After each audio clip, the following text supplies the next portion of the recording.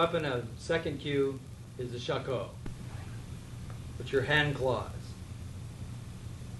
These claws were used for blocking swords. They were used for grappling an opponent, for clawing, for grabbing a hold of things, for climbing up things like up trees, scaling walls.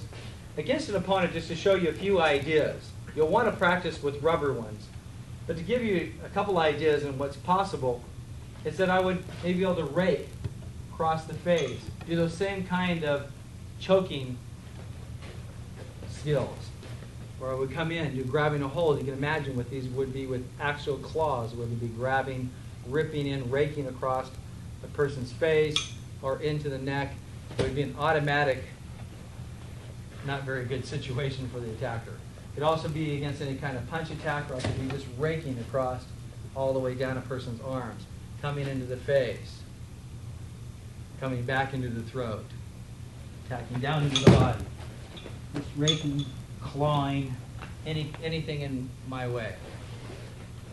Against a sword attack, the basic form of a person comes from a Daijodan attack, that I may just catch this and block with the sword itself. I can catch the sword in the claws and actually turn the blade out of the opponent and actually cut him with the blade.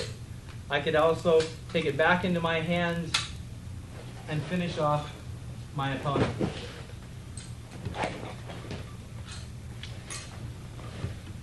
Versus actually using actual metal ones, you always want to practice with a simulated weapon, as I've stated before. These weapons are very, very dangerous.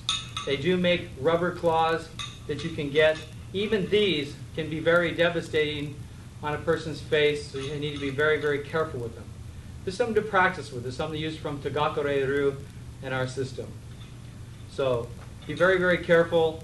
It's the same kind of aspects of using your hand or your basic hand claws of the Shuko. These are called Shuko.